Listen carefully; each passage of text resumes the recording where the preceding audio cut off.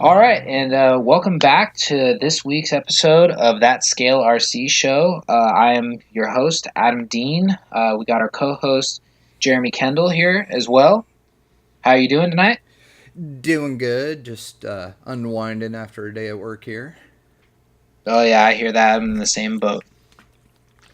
So, what? Okay, so today's topic or tonight's topic, we're going to talk about, I guess, comps, scale comps, whether that you call a comp a get together, whatever it may be. Um, that's actually what we're going to talk about. And without further ado, let's just dive into it. Yeah. What kind of comping do you do up in Washington? Here, there's a pretty big following for Sorka events here. Our club, like with our comps, it kind of falls somewhere in between a Sorka comp and a Recon G6. It's kind of unique. We made up our own rules for it that we felt was really beginner friendly, and so that was something that we did. That's been different. It's been working really well for us. Word's starting to spread, and this last weekend on Saturday was our very first event of the year, our first official points event. We had a warm up one a couple weekends ago, but no, this was the first one for the points series, and we had like 20 guys show up, and for the first time in almost 3 years we actually had a class 3, so that was really cool. That's something that really tapered off around here. The tiny tires got really popular, and so a lot of people were building class 1s, and we weren't seeing a lot of class 3s, but we have a lot of newer members to our club now, and so they're getting a little more interest in doing stuff besides just class 2. So we have that. Like I said, there's two clubs that I know of. There might be more that do Sorka comps here, and I don't know. Like, so I think some of the most popular events, it seems like the ones that people have had the most fun at, have been laid back stuff, like trail runs, or even like team trail runs are another really fun thing that we do. With the team ones, it's pretty sweet because, and I think this is why everybody likes it, is it's no hands, like scale recovery only, and it's really cool. It almost has sort of an adventure feel, and we've done where it's gates and actually like you do points and whatnot, kind of like what you do at Axialfest. Like with Hmm. our team trail run is really kind of modeled after the adventure class at Axialfest, just because that was one of the most fun things I think that I've done, and it was a cool experience. And I think that I kind of took that and was like, all right, this is something I want to share with the guys back home that maybe haven't had a chance to go to Axialfest or do anything like that before. But no, the trail events and stuff, they're very Recon G6 like. We do gates on some of them. Other ones we just do trail runs and no hands. And it's been pretty cool. It's been a really popular event. We had one on New Year's Day that we call the Hangover Run, and I think we had like 25 people show up. So it was cool. It was a lot of fun. I don't know what you guys have down there in the way of like a comp scene, but Well, I guess as far as comp scene goes, I don't really call it a comp scene. It's more of like just like events or get-togethers, I should say.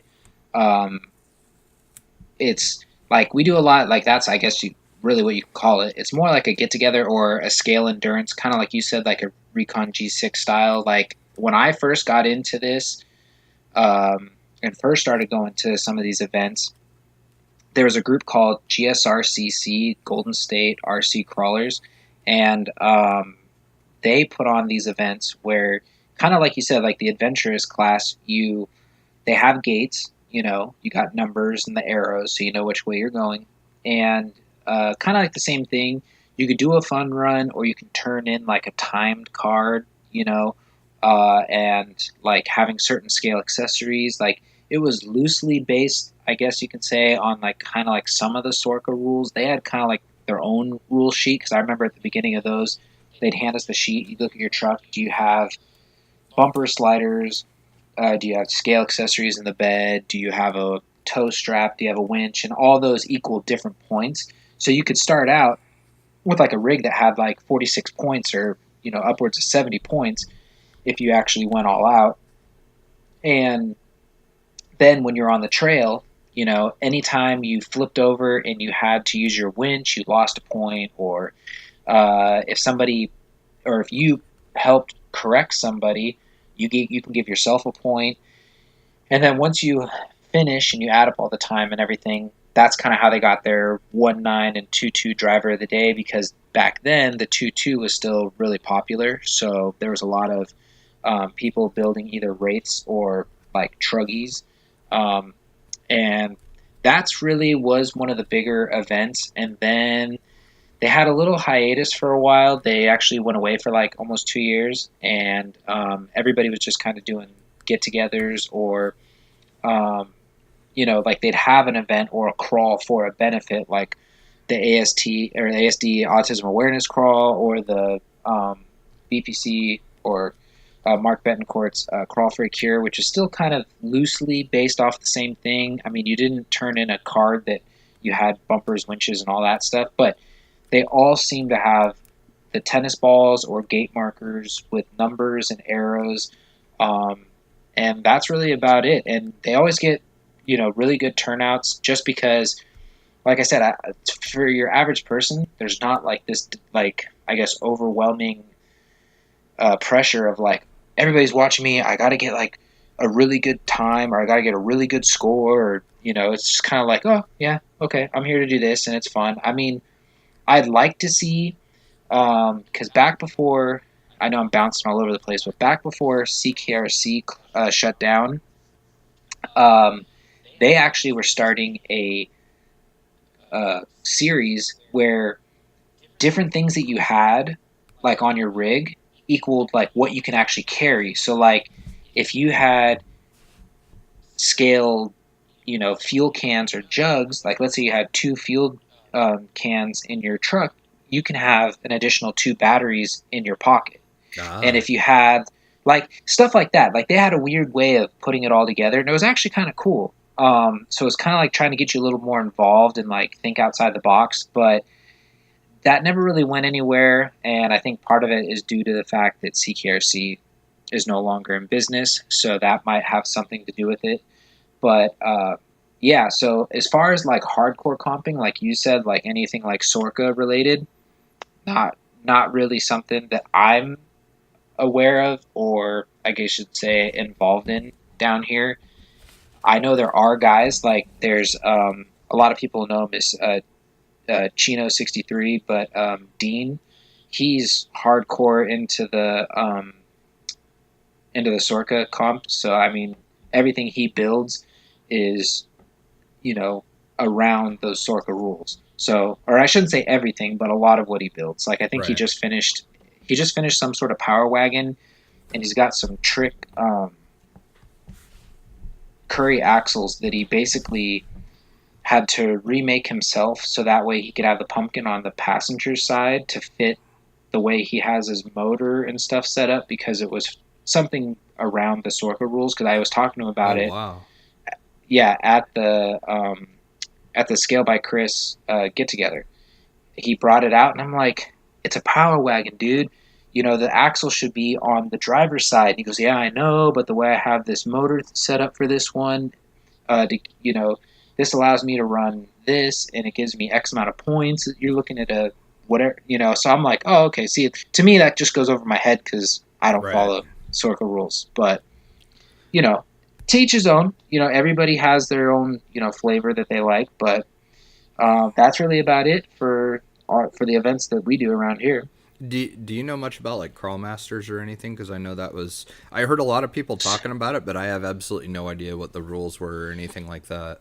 So Crawlmaster is actually a rather, I guess, young or new event around here. I think this was the second year.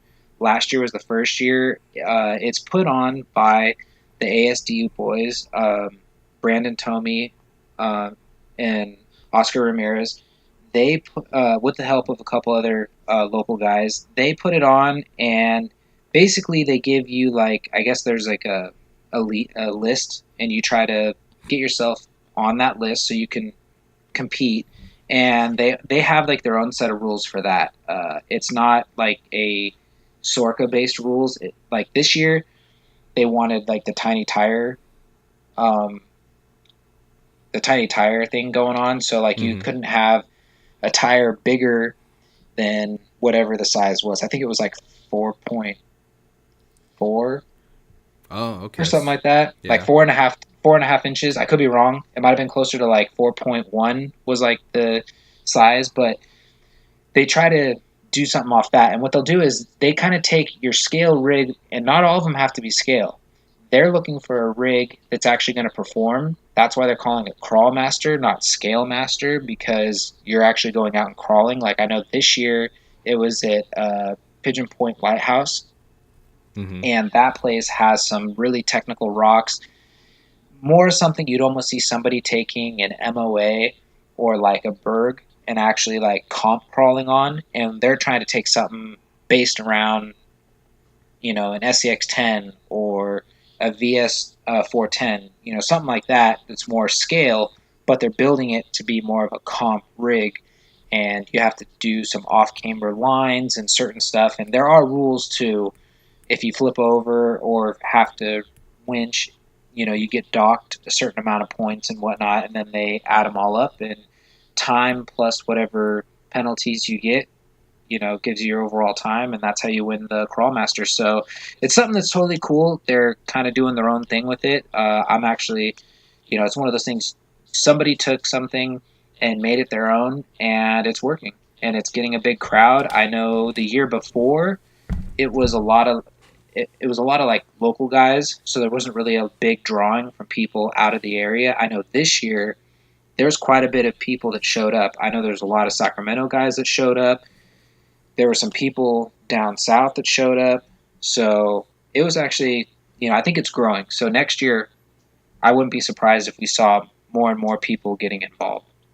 Oh, that's pretty cool then. Yeah, I knew nothing about it. I know Matt at A Main, we talked quite a bit, and he was like, "Yeah, dude, going down and got his truck all built for it and stuff." And the location looked pretty cool. So, it's funny, the kind of taking something and making it your own. I've noticed there's some like very fiercely loyal Sorka guys, and some of them take it a little too far. I mean, I had even seen some guy comment once like, "I'm a competitive driver, so I don't drive for fun. I do comps because I'm competitive." It's like, whoa, okay, slow down there, tough guy. It's cool, This is still all And about having fun.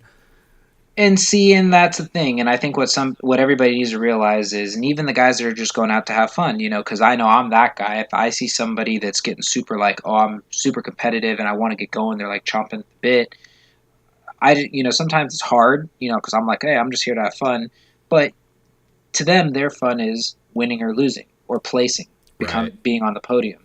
And those people also have to understand that there's some people that they're just not into that.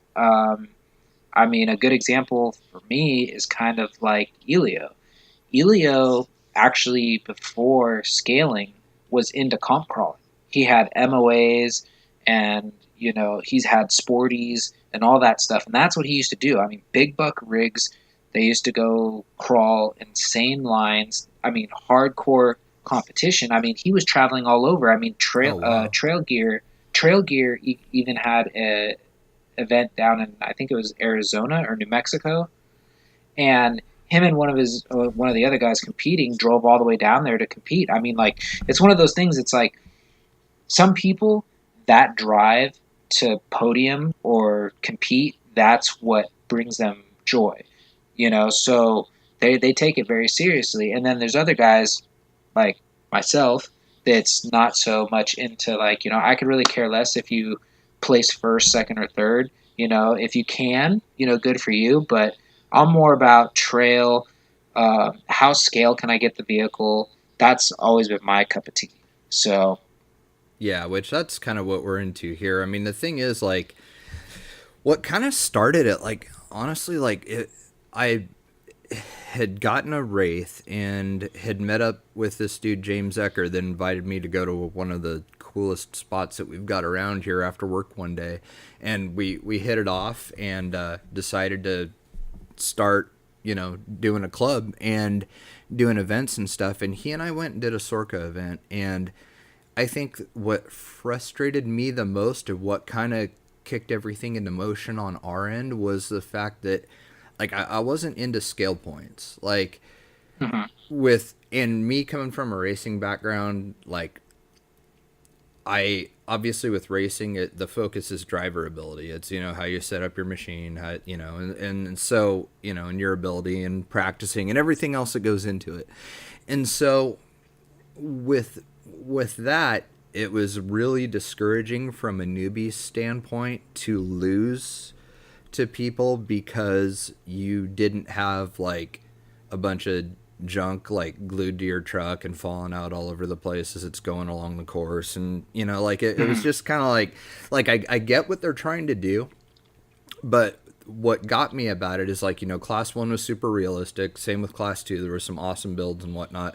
But what got me was, like, class 3, it's like, why is there scale points for something that doesn't even look scale? I mean, these things are what we see around here. It's like front and rear steer on AR60s with like a little tiny 10th scale body on it, and they look silly. And it's like, man, what is scale about that rig? I mean, if that was a real rig, it would have, like 77.5-inch tires. Like that isn't, that doesn't make sense. It's just, it's kind of dumb. Yeah.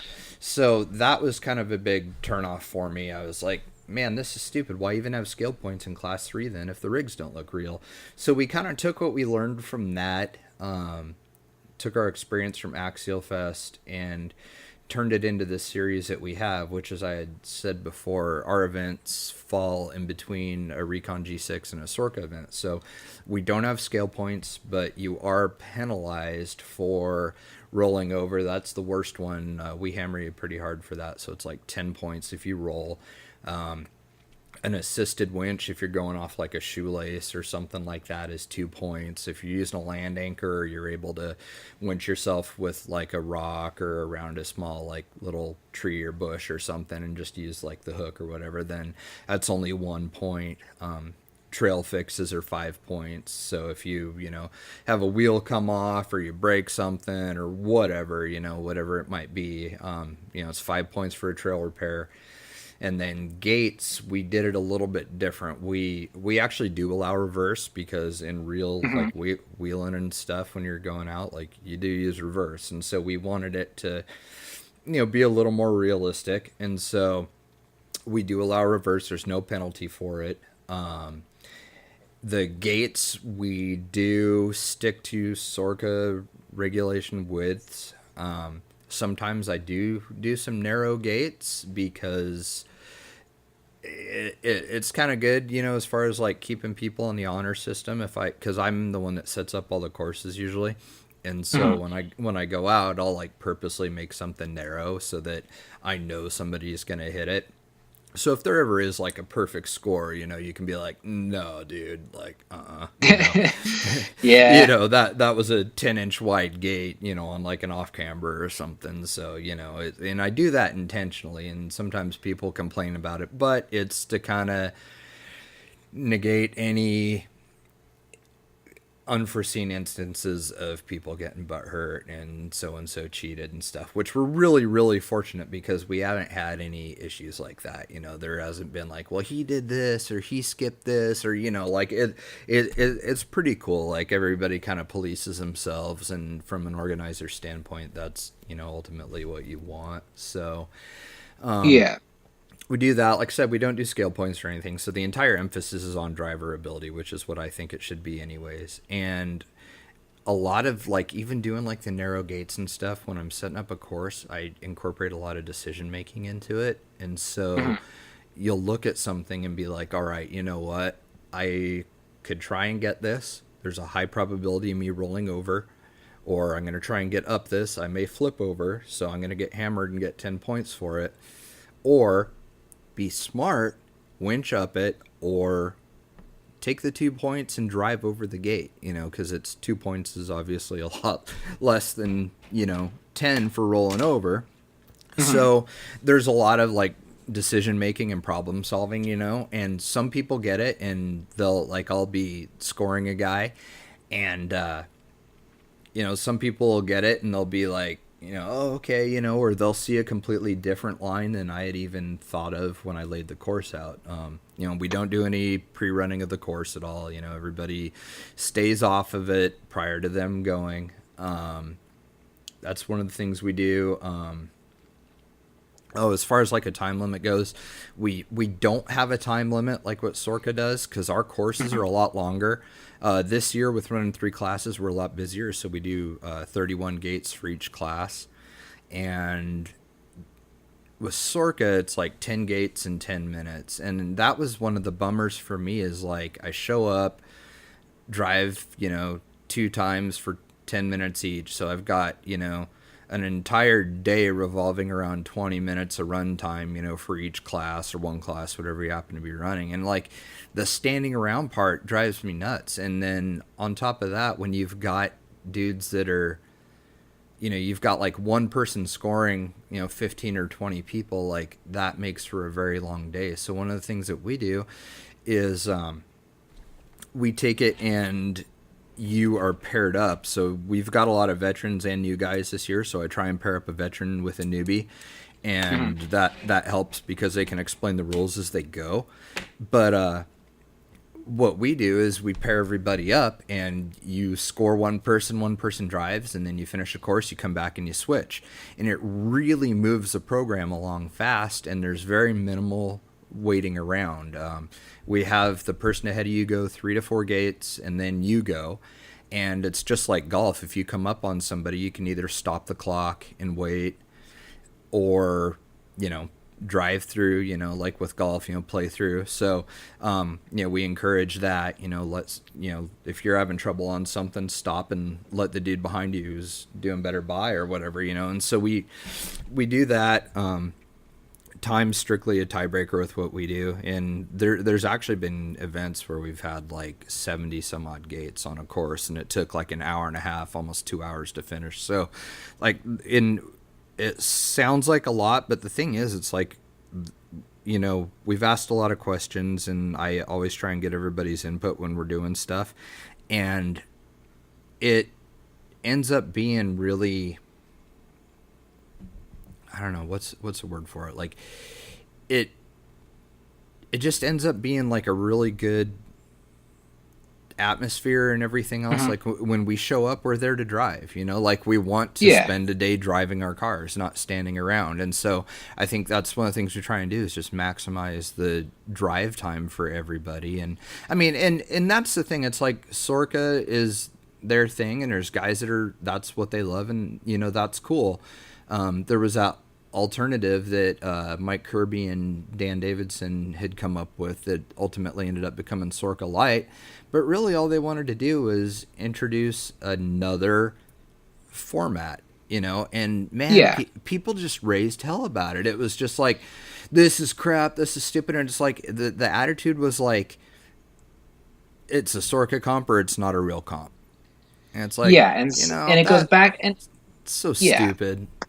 It goes back to kind of like what I was saying. There's everybody's going to have their own cup of tea, and at the end of the day, it is hard for some people. I've been in that situation to like not stop and say, hey, look, this is we're here to play with toys. We're here with this. That might be what they like. You need to understand. So there needs to be like checks and balances to kind of keep everybody level-headed and sane, or on the same page at least. And you brought up a lot of good points that are actually kind of funny, because like when I was listening to you say the thing about the gates, setting them up to, some of them are a little narrower to see if somebody's honest with, if they hit it. There was an incident, I'll never forget this. I think it was 2015, I want to say, 2015 at Axialfest. Now, out of all places, Axialfest, okay? Most people are there to have fun. They're just trying to enjoy the trails, and we're going through, and we kind of were like, you know what? Everybody's going this route to get to the next, gate, and they're all getting stuck here. So we like went around the bottleneck, off, down, like around like this rock, came back up right in front of the gate, went through, and I'll never forget, this one girl is like, you guys aren't on course. You guys are cheating. And we're like, what?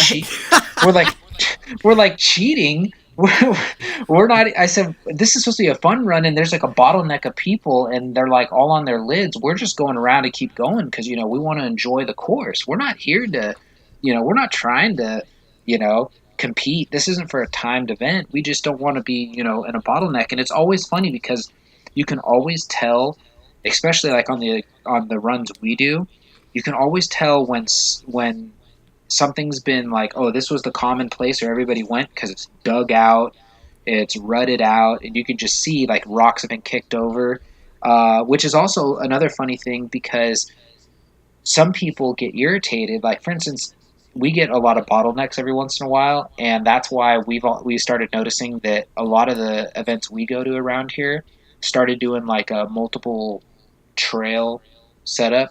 So like if you start on one, you can go to the next one, or you can start in the middle trail, go back to the first and the last, or however. So that way there's not so many bottlenecks. Because I remember when we first started, I used to sit at the truck for like 5 minutes, just talking with our buddies that didn't want to go yet. And we kind of just, hang out for a little bit and we'd look, oh, okay, looks like enough people are down the trail. We can start going because Yep. you get so many bottlenecks. You're just like this, like you said, the drive time gets cut down to now you're standing there waiting, almost like you're on the freeway waiting to, coming home on a commute hour. It's like, you don't want to sit there for that. So the multiple course thing has become kind of popular. But what I was getting to originally was some people lose their minds when like you're like, okay, you see enough people struggling and you pick up a rock and you shove it in the one little crevice, or you move something that was creating an issue, and all of a sudden everybody's going and people look at you like you're not supposed to be moving the trail, that's this. And it's like, okay, have you ever gone wheeling in a one-to-one? If you if if you come up on a log and you can't get over it, the guy's going to get out with his chainsaw, cut it up, move it out of the way, and continue driving. Or, oh, they can't get over this rock, or they're having a hard time. I've watched guys that literally pick up rocks on the trail, like where Hollister or Rubicon or whatever, and they pick up the rocks and they fill in the gap or the hole, and now everybody's moving. They're having a good time now. So when people say certain stuff like that, oh, that's not scale, or oh, that's not in the rules, it's like, look at the real stuff. Your people are Yeah. moving stuff all the time. You got to learn to step back and just be like, look, we're out here to have fun.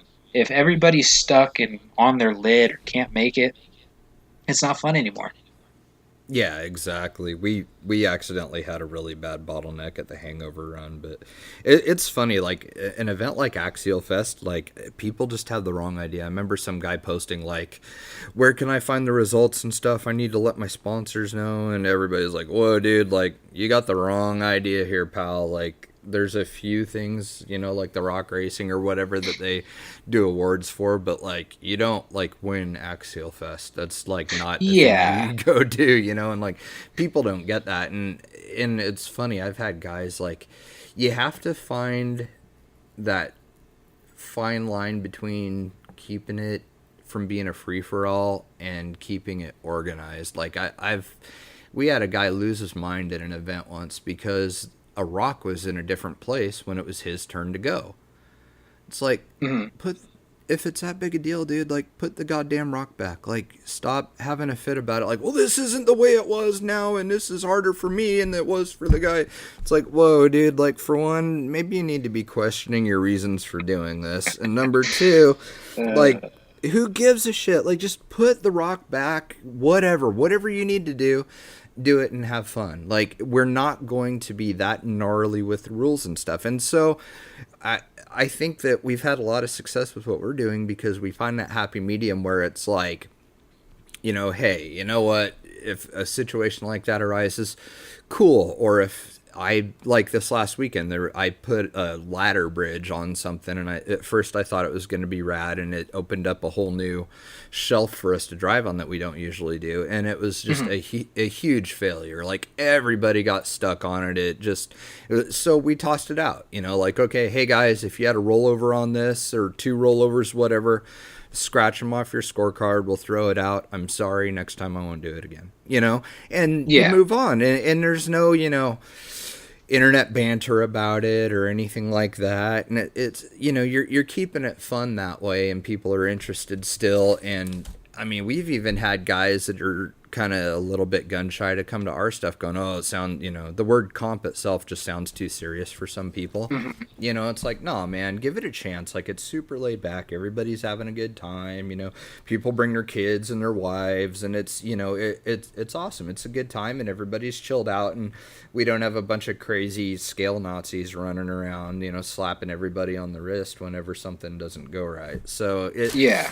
it's hard, and you always have those people that are going to be the whiners or the complainers and whatnot, and you just kind of, I don't know, you learn to grow a little bit thicker skin and just kind of shrug stuff off. But the biggest thing, I think, is just being open to other people's input. I mean, like Yeah. we asked, like, would you guys like to have a couple more man-made obstacles thrown on the course? If you do, maybe we'll make some cool like teeter-totter contraptions that will like tilt up onto a ledge so you can drive onto a ledge that otherwise you would have to just winch up because you can't drive up it. It'd be impossible. So, we've thrown some fun little obstacles in. We've got like a really cool like scale like trestle bridge and stuff.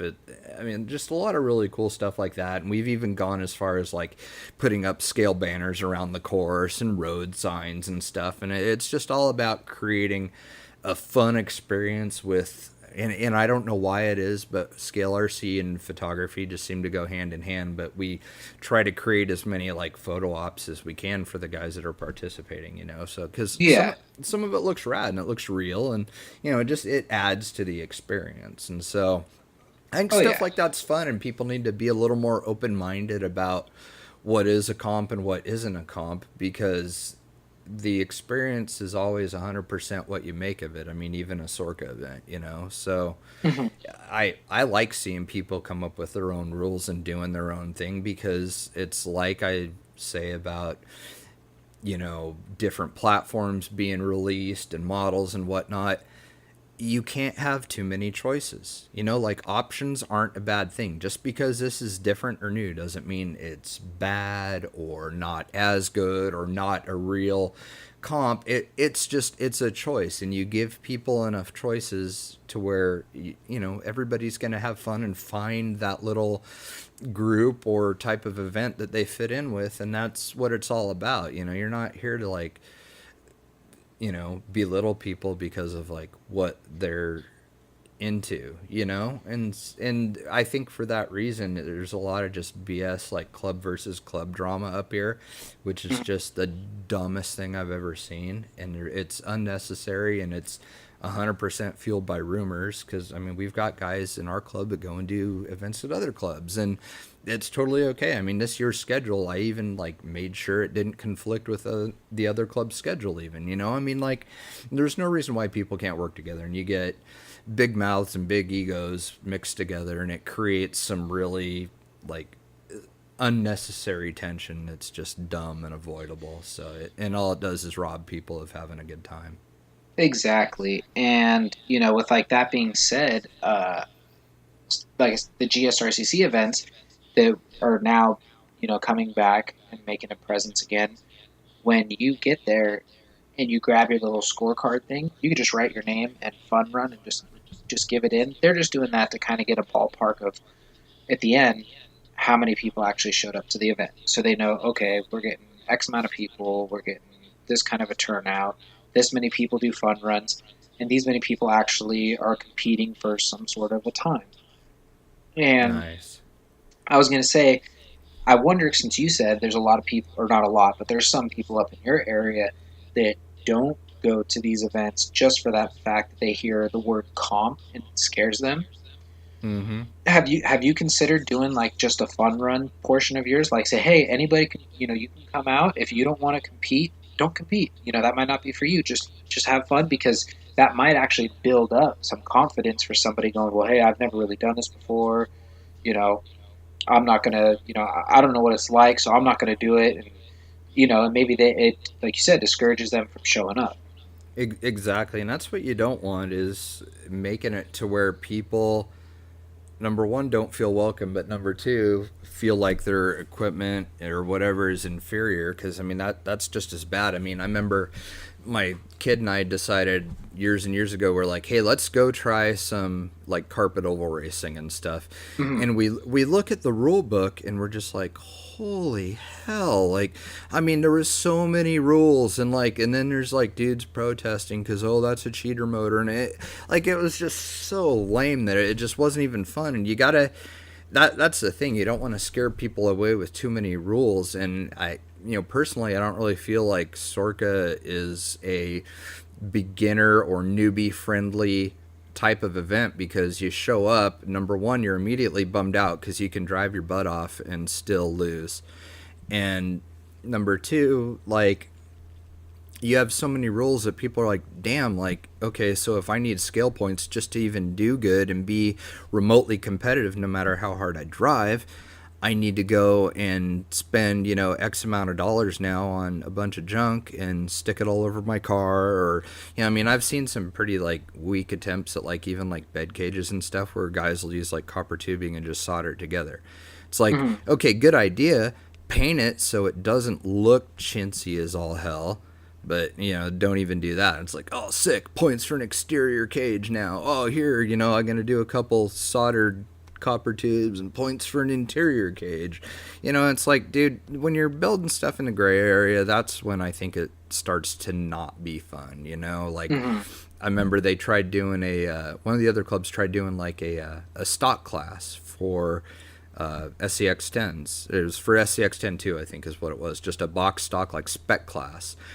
Well, there wasn't a whole lot of things spec about it, because I think you could like change motor and ESC and servo and stuff. So it's like, all right, whatever. But you had to use like the RTR tires and stuff.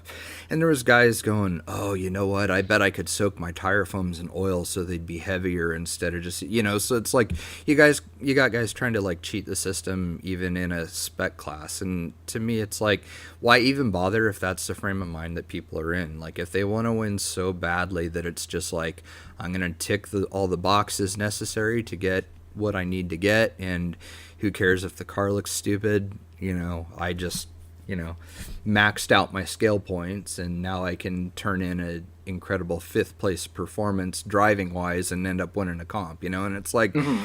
to me, that just seems lame, like it doesn't seem fun. Like, we have some rules here, like, you have to use a realistic looking body, no like throwing a whatever stadium truck body onto a crawler and running that. Like, it needs to be a realistic looking rig. For class 1, we stick with 4.19 max tire size. There's a group called Sub 4 Crawlers that Jesse Ham, who I think Hmm. somewhere near you guys, Yes, it's his yeah. group. He's stepped up this year, and there'll be a special award and prizes for the person running the whole series. I'm okay. I'm wording this wrong. So basically, whoever is the highest finishing competitor with the smallest tire size used throughout the year wins a special prize and award for it, because they are really taken to extremes. Like, you could run 4.19s and have a way easier time on the course, but there's dudes running like 3.25 inch tires, like these little tiny RC 4-wheel drive Mickey Thompsons and stuff. Hmm. And it's rad. I love seeing them do that, because a lot of guys here aren't like, upset if it's difficult. Like, they're starting to learn, like, what, stuff that is challenging is fun, because honestly, it does get a little bit old if you have a rig that just murders lines all day. Like, it's nice to have some, like, a degree of difficulty for it, and like some technical driving and stuff. And I love seeing that with like our guys and stuff, because none of the people that are doing ours have tried to do like cheater trucks or anything. I think almost everybody, for the most part, except for maybe one or two guys, uses standard C channel chassis. They're not even running comp chassis. And so, it's cool seeing guys do that and try and get the max performance out of the rig, but still keep it scale looking, because obviously a cheater chassis does not look scale. It doesn't. And they look silly. Now, The shock towers look silly. I mean, they work great so now, that but was it's not realistic. well, that was gonna be my next question, because you tell me what is a cheater, or yeah, cheater chassis, um, or a comp chassis, because I'm, I'm not sure what you mean by that. Like, are you saying Okay. an aftermarket chassis of some Yeah, sort? pretty much. So I want to make sure I don't get myself into trouble here saying this because you know how the internet is. Oh No, God, no, this guy said this, but and no. that's exactly why I'm asking, just so like, because like Thank I've God. never, because no, because you might be calling it something else, and I might be Yeah. calling it something entirely And different. it just So, started as a joke. I had a buddy who had a Toyzuki chassis, and he built like a Toyota SR5 for it, mhm, and the thing was just ungodly, beastly awesome. Like, I mean, mhm, it killed lines, and it was really, really fun to watch him drive it. But it was also sick because he didn't win every single time either, though, because there's other dudes that would go out with a C-channel chassis and do just as good, because, like I said, it's all mostly driver ability. yeah, But so we kind of jokingly just started calling them cheater chassis, and the name just kind of stuck. But they are rad, and obviously they do have their place and everything. I don't feel like they're the most scale looking thing out there, and I'm not sure really if there's many people that could argue that they are scale looking. But for me, what's kept me from using one all this time is the fact that it's like I kind of like to tinker with stuff, and to me, it's more awesome to see what kind of performance I can get out of a stock based rig rather than like mhm, a completely like performance based comp rig. It's like it's going to be way more gratifying to beat a dude who's got, $300 just into his chassis and motor mount setup and everything, and go out and, you end up beating him with a SCX10 that you've maybe changed shock position on and added some weight here and there, and it's gratifying. So I mean, easier isn't necessarily more fun or better, and I think a lot of guys have foregone building the cheater type trucks in favor of just doing stock ones, and on top of that, it's more budget friendly too. I mean, you don't, and it's cool because our series, you don't have to have like the most expensive stuff to do good, which I think is important. And we saw a guy like kill it this last weekend in class 3. He was like, "Hey, I want to run my class 1 and class 3. Any reason why I can't do that?" And we're like, "No, dude, go for it. If you want to, fine. It'll be hard, but mhm. do it." And he won. Wow. with 4.19 Hyrax on a really demanding course. And then there was another Ooh. dude that had like a cobbled together Red Cat Axial China brand rock bouncer cage, and he got second and did phenomenal. And so I have a feeling it'll be more kind of an unlimited class, Mhm. like kind of just run what you brung, which is kind of cool in a way because then you have that personal satisfaction of like, dude, I just spanked everybody with 4.19s. Like, that's rad in my opinion. That's way more impressive than seeing a dude go out and win it with 2.2s and rear steer and a LCV Yeah, chassis and all this other yeah. crap. So Which is that's sick. which is funny. You actually said something that actually sparked a whole nother, I guess, topic kind of, or an offshoot of this one. So you brought up the Hyrax tires. Now, I know I could get a lot of flack for this, but I'm like super like I always try to stay as scale as possible. And to me, the Hyrax tire does not fit the scale parameters of a tire. Yes, it is made for your scale rock crawlers. Yes, it's made by Proline, who makes a bunch of scalar accessories and whatnot. But the Hyrax tread pattern is its own tread pattern.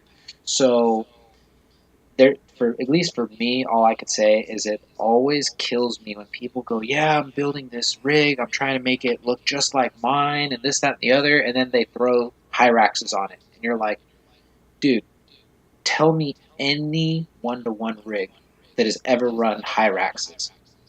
Yeah. They No, don't. They don't. They don't exist. So it's like, yeah. so that's why my next question was going to be: do you guys have like a tire requirement as far as like not just size, but like, does it have to be a scale brand tire, or could you run like if you wanted to run some crazy comp tire, could you run a Yeah, comp tire? comp tires you can't run, like pin style tires or like HB Rovers or anything like that, or those. I think those might be what comes on like the whatever the hell that HPI is, that Crawler King or whatever. It's like a Bronco. I think those are HB Rovers, but no, it's just normal, whatever. If you want to run Hyraxes, cool. They're a great tire. And same with like Voodoo and stuff. The Ot 6 tires kind of fall in the same category as the Hyrax as Yes. far as they're not a scale replica of something. And there's like the purists out there that are going to go for a scale replica tire no matter what. And there's the guys that'll have like a cheater chassis, and they'll, I feel like the Voodoos and the Hyraxes are marketed towards the performance guys, like straight up like Sorka dudes, like full on like gnarly performance rigs where their chassis or rig isn't scale looking and the tires aren't, so it kind of goes with it, and it's more performance based. We leave it up to everybody, just whatever they want to run. If you want to run Hyrax is cool. If you want to run, BFG crawlers, that's what I ended up doing. Like this year, all my rigs have Proline BFGs on them. I ran the Predator Compound BFG, the KXs, the crawlers, on my Hpi Venture this last weekend, and I had never used the Predator ones before, and oh my god, like they were really sticky. I mean, in the real world, you've got like red dots and blue dots, and you've got some compound choices. So, I think that falls into the same category. Like, we'll allow, super sticky compounds if somebody's a psycho and wants to, simple green their tires before their run and brush all the dirt off them or whatever. Go for it. That's cool too. I mean, it's when I think you start running into conflicts and people start getting pissy when you end up doing, rules like, oh no, you can't run those tires. Because like some dudes, it's like, man, I just bought these tires and like I literally, like had to put money away for, 2 paychecks to get them because, whatever, happened this month, Yeah. so, I don't want to like totally crap on anyone's day over something like that. And that goes back to like trying to find that fine line between fun and chaos. Yeah. Like keep it organized but still keep it fun. So I don't know, I mean, it's funny, even though there is like Hyrax and Voodoo and stuff out there, the majority of the dudes that we see though, they still go with actual scale replica tire. I know like probably the most popular tire up here is the G8 Swampers that Proline makes. And not even the XLs. Like there's a lot of dudes that run the smaller Swampers too. And like the guy that won this last weekend in class 2 was running XR10 with axles on his car, which we don't care about. If you want to do that, cool, because you're going to have some trouble with some gates, obviously. But if that's what you want to do and you want to sacrifice maybe some gate points for some stability on, the 2 or 3 side hills that we have, that, dude, more power to you. I mean, that's fine. And, I watched him go out and beat class 2 with the tiny Swampers. And they've been a really good tire up here because they're awesome in the wintertime because we obviously get lots of rain. All the mud and stuff cleans out really well in them, and they work really awesome in cold weather. And with those big side lugs on them, they do great on like crevices and stuff, and they bite really good. And the more worn out they are, it seems like the better they work. So I mean, Swampers are kind of the number one tire for this area anyways, and so that I feel kind of set the tone for people's tire choices within the club. Because I want to say I can only think of like 3 dudes I think that ran, 3 guys out of 20 that ran Hyraxes on their rigs this last weekend. So, I've used both because, I mean, when the Hyrax came out, I was like, I got to try them, and they're phenomenal. They're awesome and phenomenal working, but I wanted to go for more of a scale look this year. So, like, Class 2 has the Predator Compound BFG crawlers. My Class 1 has Predator Compound BFG mud terrains, KM3s, which those are a rad tire. I ran my OG SCX10 in class 3 just because I had some mechanical issues in my other in class 2, and so I DNF'd. And I was like, I'd like to get at least one good run in today.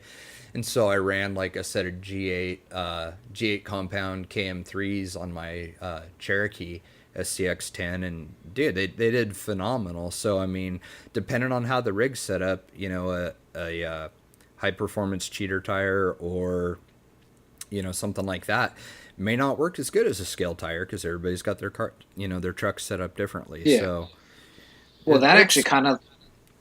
Go ahead. no. I'm that was it. Okay, Sorry. I was just gonna no, I was just gonna say you were leading me right into a perfect question. I was gonna say, how do you have your rig set up for the events that you do? Oh man. So this is my first year this is like my first year not using Axial stuff. Mhm. With the ownership change and whatnot, I didn't really feel that like sense of loyalty. Like before, like after Axialfest, like after the first Axialfest, dude, I was so in love with Axial. After that, I was like, dude, they were so friendly and so accommodating to us and such a great group of guys. And they were just, it was, you just, we left there like feeling like you were family, like from a vendor standpoint, like they went way above and beyond for us. And so honestly, like I didn't even consider for like the last 3 years running anything other than Axial rigs because it felt like I was like cheating on my chick or something, like you had that like sense of loyalty, like, man, I don't feel morally correct running another Well, brand after the bond I formed with these people. yeah, I can feel you on that one because I'm still in that boat. And I'll let you continue, but I'm just Oh yeah, I yeah, know go for it. exactly. I no, I know exactly what you mean because I'm in the same boat. I talk to some of the guys, on a weekly to monthly basis, so it's like I'm still cool with the remainder of who's there. So to me, it is kind of hard, and it's also one of those things. A lot of people will probably say this. Most guys are stereotypical. Once you are comfortable and in a rut, you're not going to change that rut. For me, my comfortability or my comfortable go-to rig is an axial based rig because I know the ins and outs. I've been using it for 8 years, so it's like nothing. I don't have to learn anything. There's no learning curve. It doesn't make it really hard for me to figure it out. But Right. You know if there's a weak link in it, if something's going to break, and so obviously when you're building something, you've replaced that right from the get go. Um, the, dude, the axial stuff just works so good, like right out of the box. It's like we talked about on the yeah, last episode how mhm, sometimes you can do so much and actually end up making them go backwards in performance. So I mean, they yeah, work really well. This year, I'm running an HPI Venture in Class 2, which is like our biggest class, probably is the biggest class anywhere, but running an HPI Venture. HPI had sent SOR1 when they first came out, and like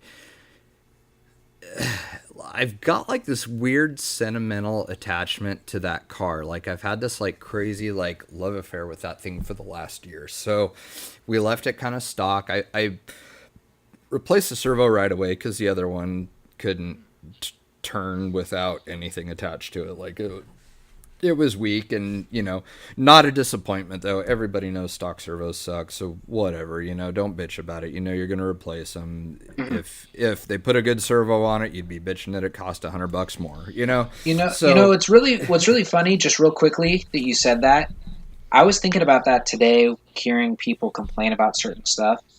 Um, if you think about it, if there was a perfect rig and you didn't have to do anything to it, where would the fun be in upgrading it? Because you wouldn't be able to you wouldn't be able to justify, oh, I'm going to put in this brand motor, or I'm going to put in this brand servo, or I'm going to switch out to these tires. Because if they built the perfect rig right out of the box, you'd be bored out of your mind because you couldn't do anything to it. Because you'd be like, well, yeah, I can't justify this, I can't justify that.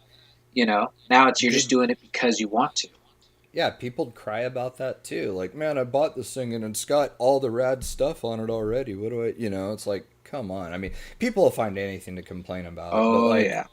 I mean, there's some stuff you just know you're going to replace. So I replaced the Back to your servo, and then I put CVDs in it and just left it that way. And man, like loaned it out to buddies and first timers and stuff. I mean, we really let people beat on that thing because I wanted to know what the rig was all about. Obviously, I know axial rigs are tough and the quality's good. And, I was curious about the HPI Venture in the past. I knew that HPI had tough cars because of, some of their basher rigs and stuff. And that was one of the first things I noticed was like how strong the plastic parts are on it. Like the plastic parts on that thing are unbelievably strong and like way stiffer than the Axial stuff. Like just way more rigid, but they're not brittle. So whatever their formula is for plastic, like HPI's got it dialed because we did not in over the course of a year we did not break a single part on that rig letting people bash on it. I mean, like, I would like give it to a guy after a comp and be like, dude, go drive it. Tell me what you think, experience it. So I'd take it out, and like later on I would see like a video post on Facebook of them like jumping our truck, and I'm like, oh, okay, I didn't know that happened. It's like, it's just funny. But I mean, they like, it was cool though, because they threw like everything they could at it and the thing survived. So I thought, man, this is a really good rig right out of the box. It probably has like the best like front rear weight bias of anything that I've driven. Like it goes down stuff equally as well as it goes up stuff, which on our courses with all the elevation changes and whatnot and the big monolithic rock formations that we drive on, that's going down is every bit as important as crawling up stuff with what we do. And so with that being said, I was like, this thing is so good the way it is. I kind of want to see what happens if you just start throwing money at it and making it as good as you possibly can. Like, how much of a monster of a rig can this thing turn into? So I ended up doing brass links on it, which whatever, they don't bend if you don't drive like an idiot. So I know there's going to be somebody out there thinking, oh, it's a bad idea, they're going to bend, or you shouldn't, they're brass, they're not scale. But yeah, whatever, I don't care. If it was real life, let's just say I powder coated them gold and be done with it. So Exactly. run brass links. I bought HPI's their axle tubes for it, their equivalent of beef tubes, and super affordable, popped right in, of course. So I did that. Viterra sender CVDs. That was one of the other things I did when I first got it, because the unis from HPR weren't available yet. And so as soon as we did the CVD mod to it, the thing turned as good as anything else out there. And then I did some link plates on it to raise the rear links a little bit, get them a little closer to being parallel. I threw my old bobbed and dove Toyota Proline SR5 body on it because it just seemed to kind of fit the look. Did Tekin electronics in it, their T360 servo, which was not their highest torque servo, but it really didn't need any more, even with those sticky tires and stuff. So by the time I was done, I relocated the battery and the electronics to the middle of the car from the rear and kind of put it sideways. Granger Wilson from Deadlock and I both kind of accidentally came up with the same thing for the battery mounting on it. He showed me a picture of what he was working on, and it's exactly how I put mine. So I was super excited. I was like, dude, that's perfect. Like, it works so good the way you've got that laid out. Like, just keep it like that. So he's doing a cool like battery tray and electronics tray for it that's stepped to kind of follow the layout of the chassis with the front motor and stuff. And then he just came out with a underdrive transfer case on this thing, and it's a 3D printed housing with I don't even know what gears are in it. He just sent it to me and said, hey, try it. And oh my god, was it just beastly, dude. It ended up equating to about a 30% overdriven front axle or underdriven rear, depending on which way you want to look at it. I need to talk to him because honestly I don't know what I'm supposed to call it yet because it's still so new. But it worked absolutely unreal. Like, just the combination of everything that went into that rig, it worked just phenomenally. I left the behind the axle steering on it because that was a really cool feature that it came with. And that was really about it. I mean, it's not, tires, wheels, links, plates, different electronics, relocated battery, and then the underdrive transfer case on it. And man, that thing is just beastly. It only weighs like 6.5 pounds. I mean, it's heavy, but it's not That's not super bad. super heavy. Yeah, which a buddy of mine bought like every brass beef tubes and Team K and K party could on his, and his rig is a full pound heavier than mine. And he kind of, we both sort of followed the like generic setup that I had on my comp car last year because it worked really good. But man, he just absolutely drove incredible with his, and his is 7.6 pounds and mine's 6.6. So it ended up like we kind of have a generic setup figured out for this area as to like what works really well. And the cool part is it all revolves around using a stock chassis still. You don't got to drop a bunch of money on an aftermarket chassis at this point. So that's worked really good. Class 1, that's the AE Team Associated CR12 that I talked about last episode. I had done metal bumpers on it and put an interior in, and it was quite a bit heavier, and the springs didn't have enough rebound to actually hold the body up. So like you would push on the body and it would like go over to one side but just stay there. So I put some stiffer springs on it. They ended up being way too stiff, and the oil ended up being way too light for them as well. And man, I went so backwards on that thing. That car worked so awesome before, and now it didn't work at all. So I've got some suspension tuning to do on it. I definitely failed on that build. It worked a lot better before I started adding metal parts and putting stiffer springs on it. So we're going back to a softer spring and stuff.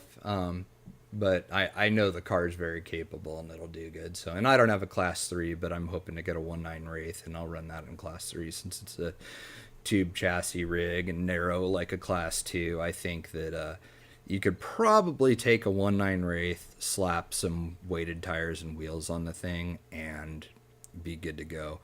And yeah, I did say weighted because up here, like, I know everybody's like, no, because you're going to break stuff and don't want all that rotating mass.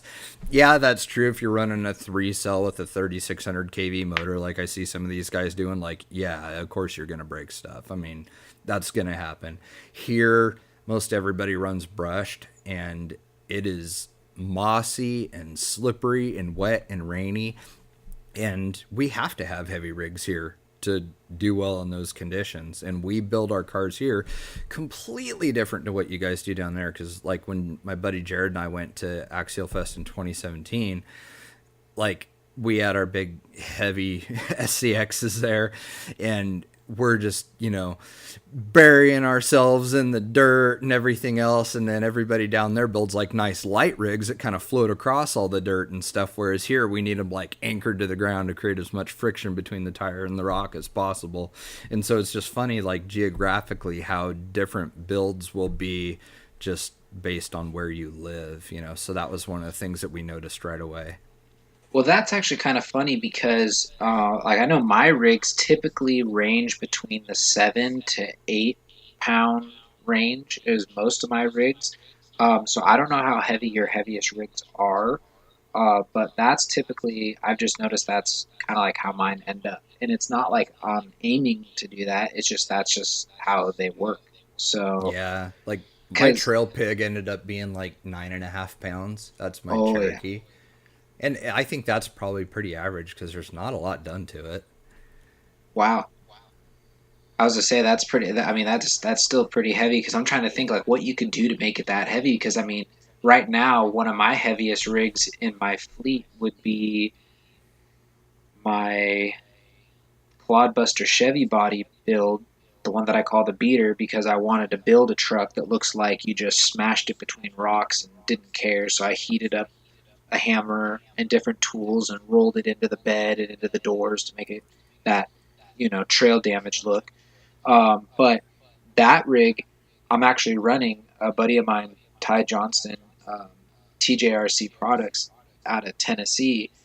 He made me what is be the equivalent to beef tubes for my SSD 60 housings, and Ah, even with those, that rig's only like 8.5 pounds with a hard body. So it's not really like that's what I'm like, man. What do you put on a rig to get to like 9 pounds? yeah. It's funny. I'm sitting here looking at it because it's on the shelf above me. It's got weighted wheels, aluminum wheels with like beef patties on it.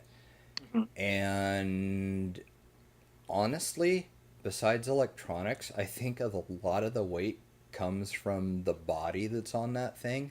because that the last time I weighed it, it did have the Jeep JK body on it. Now that I think about it, but Hmm. that one has like a dog and two drivers figures and a 3D printed Canyon cooler in it, and like every Night Customs JK body thing that you can put on it. Like it's like, it's that one was pretty over the top, and so I think that's why she turned into such a big girl. But now I don't know, it might be a little bit lighter with the Cherokee one because it's a lot less stuff on it. So Yeah, because I was gonna say, because I think, yeah, because right now my JK, the Fool's Gold, the one that I just finished the wrap on, that one definitely is a heavier rig that I guess I use on, a daily, or not daily basis, but like that's my go-to rig now. And right, that really doesn't have anything too crazy to it. I wanted to put uh, the curries on one of my rigs, so that was like my first set of 10-2 curries, and probably my only set of 10-2 curries that I'll have, just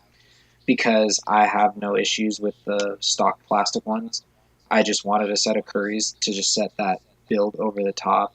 yep. Uh, what else? It's got CNC wheels, which the way Greg mills out his wheels, you'd be surprised how heavy they are because he doesn't do a lot of like weight reducing like in the center. Like there's some milled wheels where like they try to like machine a groove in the center to take out weight. His is just still solid one piece. So I get a lot of weight from that. I believe that's about all the really heavy parts that I have on that. It's got the factory cage. It does have some scale inner fenders that are 3D printed from my buddy Todd, so that added some weight. And it's got Wordy made bumpers and sliders, so it's that's where I get the 8 pounds from, is all that put together. But that's kind of like I said, my go to like kind of like my go to setup. There's really nothing too crazy to it. No, I don't really run, like you said, any of those, I guess, quote unquote cheater chassis or aftermarket chassis. Todd always teases me because he's got his Toyzuki and he always talks about, oh, this thing really crawls. And I get it. Some people like that and they like the way that some of that stuff works, but that, if you want my honest opinion about that, especially that style chassis, I just, the way that it looks tilted, or what they call the slant back, to me, it just looks weird because it's like you'd never see a rig rolling down the road with a chassis slanted like that. It's just, so Oh, to are you me, like talking about like the angled yeah, the skid on angled it? skids. Yep. Oh yeah, Yeah. So it's like, to yeah. me, because I know there's other companies like BPC and even that Northwest Scalar Fab one that just came out. Mm-hmm. Those are both those are both flat rail chassis, and they might have different locations for the shock hoops, but they don't tilt your skids, so to they can still work, in my opinion, as more of a stock scale looking chassis. Right. So, but Which I that's got to be really frustrating too for Ben, I would think, because like from my understanding, Sorka this year made angled skids illegal now, and so you've got to have flat skids. Which I get the thinking behind it, but like, goddamn, dude. I mean, talk about.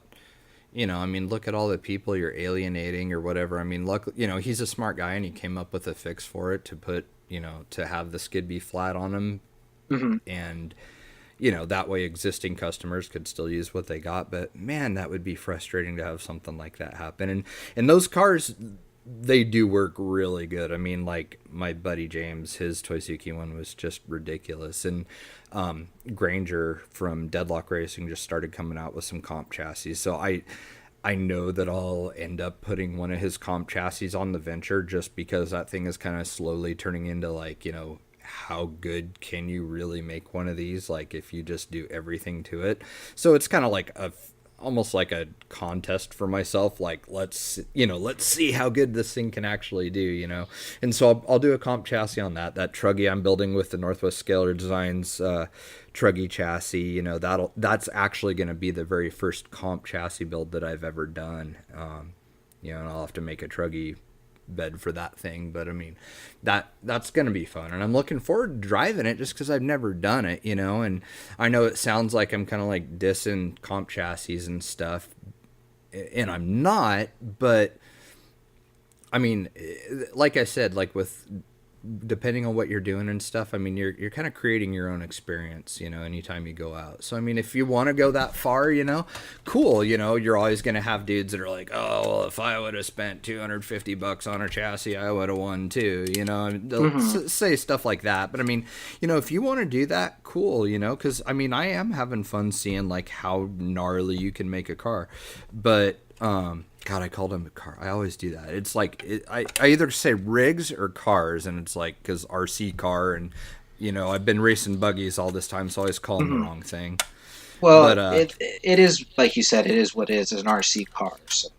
yeah, yeah. So I mean, like really, I mean, building one up, cool. If that's your thing, do it. If you want to see how good you can make a stock chassis work, do that. I mean, like I don't want it to sound like I'm like knocking that or like knocking Sorka events or anything. It's just like I kind of took experiences with all of that and basically just did what works for me and what seems to be working for our buddies and stuff around here, and it ends up working good. I didn't want to like leave the whole comp subject on like a sour note, if people think that I'm dissing on it, because I mean that's just it. It's like options, man. Like you can't have too many options, and all that does is Hmm. create more fun. So I mean, and go try a Sorka event. Go try a more mellow, like loosely ruled event.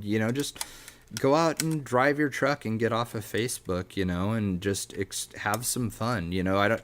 It doesn't matter what you're out doing. If you want to just go out and just slow crawl rocks all day or go hit dirt trails, whatever. There is no this is real and that's not. This is a real comp and that isn't. And it's just choices and options and more avenues to create a fun day for yourself, Hmm. because there's enough crap going on in everybody's lives with social media and work and everything else. The very last thing you need is for your leisure time activity to be filled with all kinds of BS.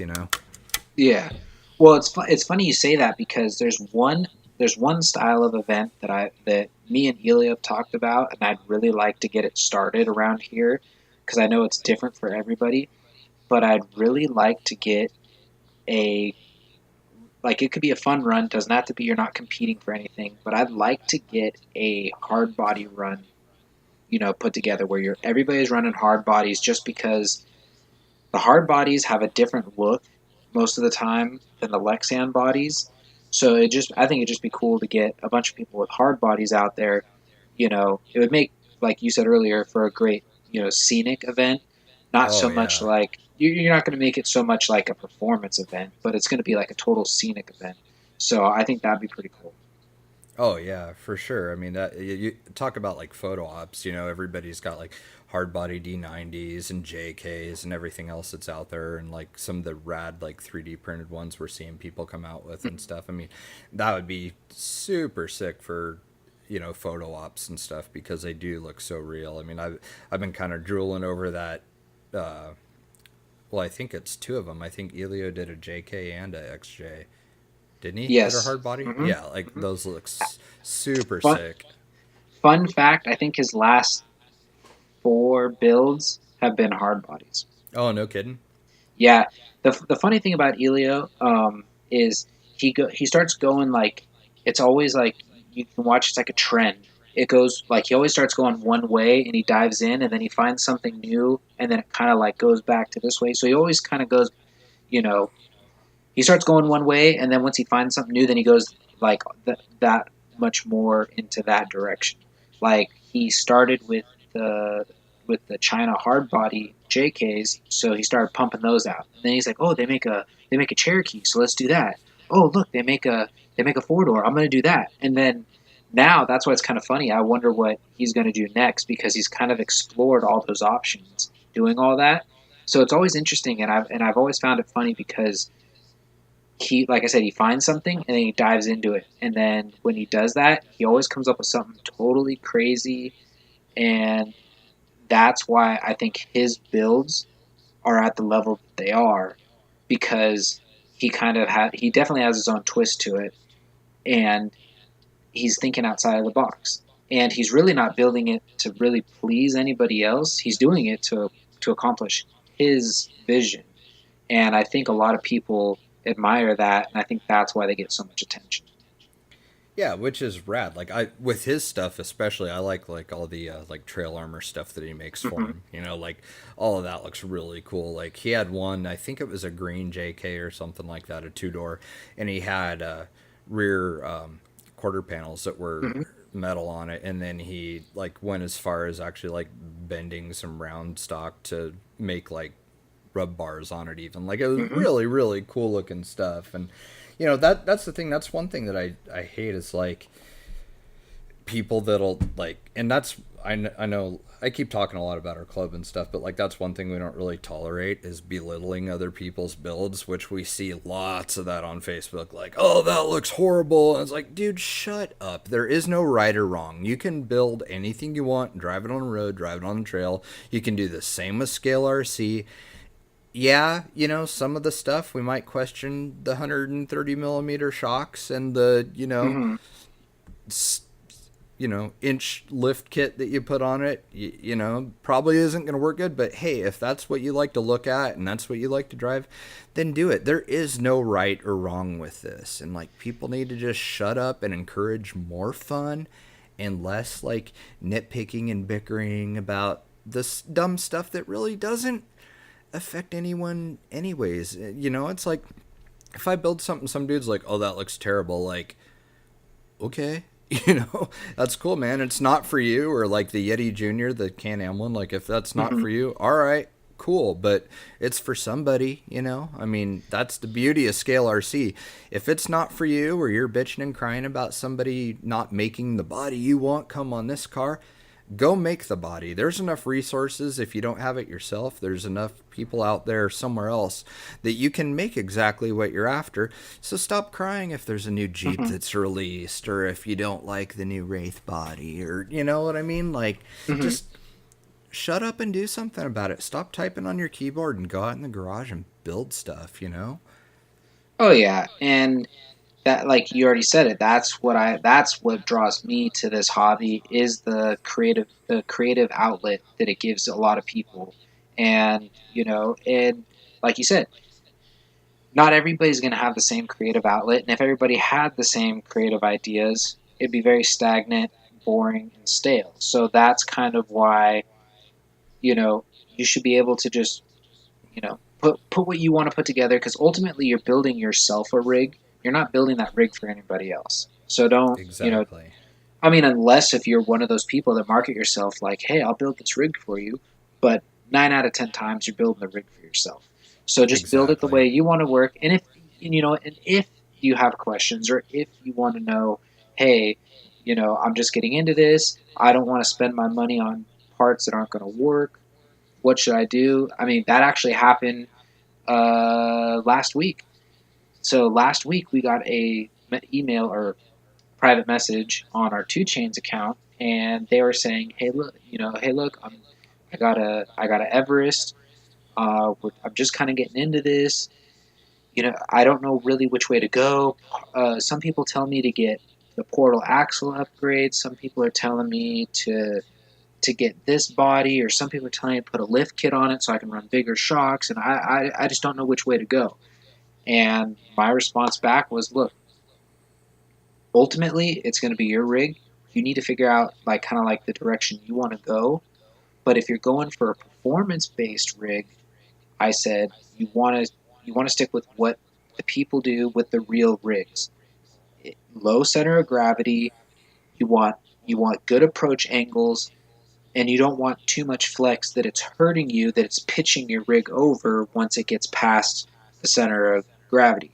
So I said I would stay away from the lift kit, invest that money into downward weight, whether that's upgraded knuckles, uh, the brass hexes from K&K, whatever it may be, even metal wheels, just to give it more downward weight, and then see how it goes from there.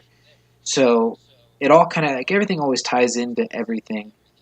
That's why to me, building a I guess class one style rig with the smaller tires never really appeals to me, because I won't take my stock rig off road. I'm not going to take my, like, I'm not going to go buy a new Silverado at the dealership. I'm not just going to go take it off road because I know it's not going to make it over half the stuff that some of these people take their class one rigs over, because you just wouldn't do that in real life. So to me, I have like a, okay, it's got to fit like a trail rig look. But that's just me, and that's what I like. I'm not saying it's right or wrong. I'm saying that's kind of why I follow the path of those guidelines to the build, keeping uh, the center of gravity low, keeping some weight down low so you're not, flipping over, and try and have decent approach and departure angles. Because I have a couple rigs that when you come off stuff, that's why I purposely have the bumper the way it is. You're basically dragging ass coming off a rock. There's no ifs, ands, or Yeah. buts about it. And then I got a couple other rigs like the flatbed Chevy that I did for Axialfest last year for the uh, during the or 2017 for the Prospector theme. I actually shortened that flatbed so there really isn't much hanging past the tires because I didn't want that problem with that rig. I didn't want to have to come off a rock and be scraping the whole time, or that hanging me up, and then I'm like having to rooster out just to come off of a obstacle. I wanted to make sure, okay, it comes off, boom, you're off. Yeah, and So plus you're not beating the hell out of what you just spent all that time making too, you know? exactly. So ultimately, when people ask you how do you set up your rigs, I would say, all I can say is this is how I set them up. Take what you want, from that and apply it to what you're doing. But at the end, remember, it's going to be your rig, you know. Yeah. And are you going for looks or are you going for performance? Yeah. And there are some like guidelines that are pretty much like, well, I shouldn't say guidelines, but more like just there are some setup that you can do to where it is going to be pretty universal depending on where you live. You know, like for one, like unsprung weight. You know, Mm-hmm. you want like unsprung weight versus sprung weight. Like that that's going to translate to whether you live in Washington or Hawaii, you know? And Yeah. so that's pretty much universal advice that you can give somebody. But a lot, like I said earlier, a lot of this stuff, like geographically where you are, may or may not work. And like, you know, we can help new guys here because we kind of know what works good here. But I mean, man, I feel bad for people just coming into the hobby that get on the internet and try and seek out help because number one, like if you don't have people like, you know, biting your face off for asking a question instead of Googling it first. I mean, granted, there is some stuff you can find out, like a part number, you know, or whatever.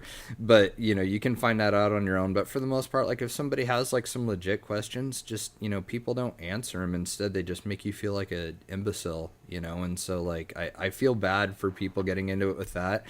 But like the other thing is, and this is a great thing to talk about in our next episode when we talk about sponsorship and whatnot, Mm-hmm. is it's hard to get an honest answer because you've got every dude out there pushing his bros stuff, you know, like, Yeah. oh, you need this and this is the only way to go, or you need, you know, vanquish this, and you know, it's like, dude, what I tell people is just buy your rig, drive it and have fun. When it breaks, upgrade it. Like, I can't tell you because I don't know how you drive. I can't tell you immediately, you need aluminum C hubs, you need aluminum knuckles, you need to do this or that. Like, no, you know, like, you can't honestly, like, tell somebody that because maybe they're like me and are, like, super gentle with their cars, or maybe they're dudes that are just, you know, wide open, pin it to win it everywhere with brushless systems and stuff, breaking things all the time. And, like, you know, there's really you can't tell somebody what's like the right or wrong thing. So most people, like, I don't want people, I mean, being a single dad and stuff, like I kind Mm-hmm. of learned to pinch pennies like from a really young age. And so that was like kind of the philosophy I always followed with building a rig, is like leave it stock, and when something breaks, upgrade it or replace it with the same thing, depending on if you think, like maybe you'll have something break that's a freak accident, like you break a plastic shock tower or something, let's say, Yeah. you probably don't need to run out and buy all aluminum shock towers now. Just buy the $7 parts tree with two new ones and throw that on, But I mean, really, I think the fair thing to do to people to get real unbiased opinions when they say, what upgrade should I do? Just do it as you go. When it breaks, replace it with what you like. If you question the quality on something or anything like that, or the fitment, ask somebody who knows.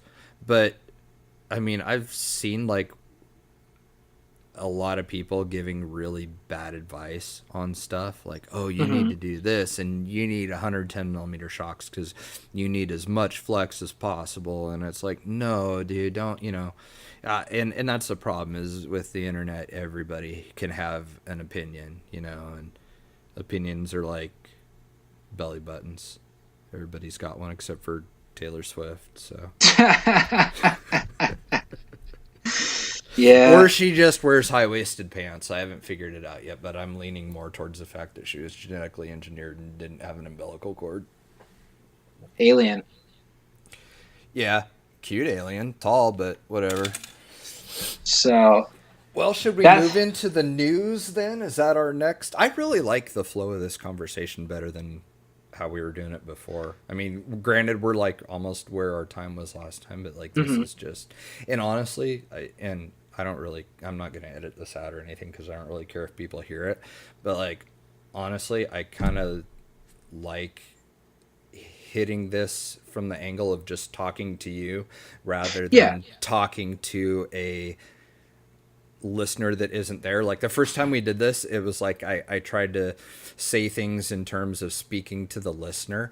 And I Hmm. don't really think that's the way to do it because it's not a naturally flowing conversation. And so, like, I've felt better about our little format. And hopefully, people like this a lot better too because it's a little more candid and, like we've been saying, a little bit more of like an organic conversation. So, I don't know.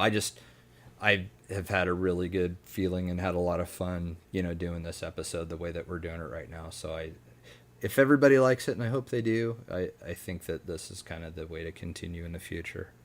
Oh yeah, it's much more organic. It's much more, you know, I'm trying to think of the word. Not that we're trying to model it off that, but like if you think of if anybody listens to talk radio, getting older, and I know I'm not that old, but getting older, I found myself listening to more talk radio in the morning than I do music, and I don't know if that's because it's like it's 5:30 in the morning. The first thing I want to hear, I don't want to hear is like you know Metallica coming on, just like totally blowing me out of the truck.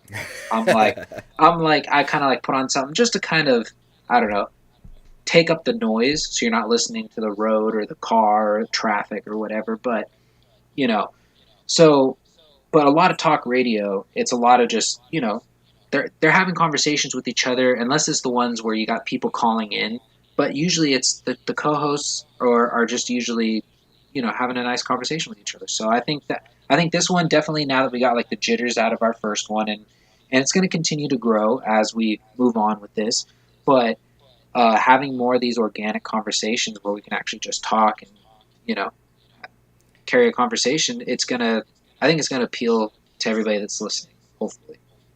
Yeah, I think so too. To be honest, I was pretty nervous the first one and like way self conscious of like Mhm. everything that I said and whatnot. And I think I had a lot of pauses trying to think of how to word stuff. So I don't know. I just feel like this is flowing a lot better. But Oh yeah. anyways, you have some news for us, I know, with Axialfest. So Yes. let's keep everybody up to date on that. All right. Well, if you missed the live hangout that they had or not even a live hangout, a live broadcast this evening. Just before we started recording, they went over a couple of the key, I guess, items that a lot or questions that a lot of people, were concerned about. Uh, we'll start off with the first one. Not really a concern, but I guess some people were curious to see what the theme was this year. They said the theme this year is going to be games. So, but not like games like I know a lot of people in the comments were saying like Fortnite and Halo. They're like, no, no, no, no, no, no, no. We're talking like checkers, shoots and ladders, sorry, board games, like trying to get away from the digital, stuff because they're trying to. I don't know that's I guess, direction they're trying to go for. I didn't really quite understand the reasoning for it, but games is the theme. They also went over the camping. So camping, they said, is still, I guess, in the works. They know they're going to have camping. They're working on where the camping's going to be, which I believe is going to be across the street from where you're crawling. So some people are like, that's kind of nerve wracking.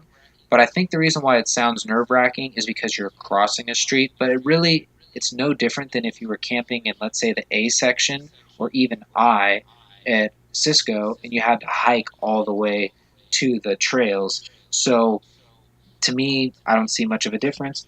But the camping is not included, which is pretty self explanatory on the registration page, but it's not included with your ticket for the event. But they're giving you your basic camping site. I believe they said it was going to be 20 by 20, so enough to get your car and a tent up, and kind of like an area to set up where you can, you know, have a table, whatever else you need. Then RV camping is going to be 20 by 50 feet. So if you are renting an RV or if you have an RV, they were hoping that's adequate enough. I know there's a couple people like Tony Mazza who says that's not adequate enough for his RV, but not everybody drives a mansion, so your average your average person has, a decent size RV that'll fit in there. His And then the palatial home studios. Have you been in that thing, dude? It is ridiculous. Yeah, last year because he invited us over for dinner quite a bit. But yeah, no, Tony's a good guy. We always have a good time hanging out at a lot of the events. He's I say he's local because I go to a lot of the Sacramento area events, so that's the area that he's out of. So we see each other a lot. So Tony's a good guy. The other thing they recommended this year, because it is going to be a little different, batteries. So there's not Okay. going to be on-site power.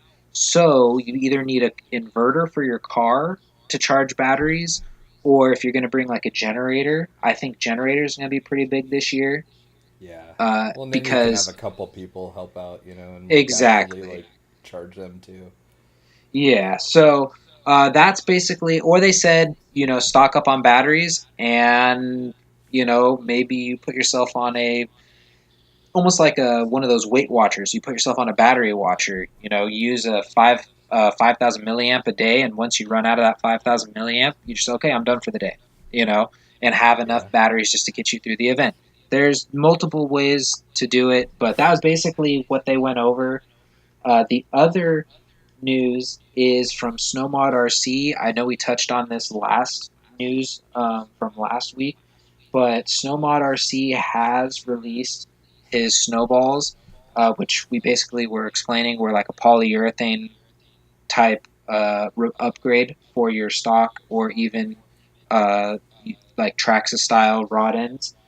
They are $20 plus shipping and handling, and that gets you 28 in a kit. So that's more than enough to get your rig done, steering Nice. links, uh, and your actual suspension links. And if you want any more information on that, go to Snowmod RC on Facebook, and you'll find out all there is that you need to know about that. And I believe he's also doing like a couple different colors. I know myself, I have a set in black and I have a set in gray, but I think he's also doing like red. He's doing some other cool colors. So like if you're that guy or girl who wants to have a rig that you're like, oh yeah, I want all my bushings to be green. I believe he's going to be able to accommodate you with that. So Right on. get a hold of him there, and I believe that wraps up the news. I know it's not as exciting as last week, but we did have a big news dump because a lot went on last week. I wonder if we're gonna see Horizon doing a special on Dynamite or Spectrum batteries prior to Axialfest. Like That's not some big sale. I That's exactly what I would do if I was them. I'd be like, hey, there's no charging or there's no power, so mhm. with that being said, stock up on our batteries and use discount code Axialfest 2019, and that would be a Yeah, smart move. that would be smart. I know for a fact myself. I like that's the one thing I love about my high tech X4 charger is it's got the two. like almost jumper cable style clamps, and you could pop the hood and clamp it right on the battery, and you have power to your charger. That works really nice. Actually, my bad. I don't know why this. Well, I mean, I kind of know why, but without getting like way into it, I noticed that my car battery will not go dead for a lot longer if I run the alligator clamps on the battery versus using my inverter. I noticed the inverter. I think there's some power wasted there or something. Whatever. There's a reason for it. I'm sure. I kind of get it. I kind of don't. But anyways, yeah, I've had a lot better luck doing the car battery thing. I think what would be ideal, and one of these days I'm going to do it because at some point, I want to have our truck set up for like camping and stuff and do Mm-hmm. like a rooftop tent and everything. But a couple of things that I want to do is I want to do a separate battery just to run accessories in the car, run a charger if you want, have them both charge off the alternator and have like a battery isolator or a solenoid, so Mm-hmm. that if it does go dead, you're not stranded. And the other thing I think would be really cool too is to do a 12-volt air compressor in it with an air Mm-hmm. tank up underneath the bed somewhere and then have an air chuck on it so that you can blow your rigs and your clothes off and everything before you drive home. I thought that'd be kind of cool. So one of these days that's going to be like my whole like adventure thing that I think would be kind of cool.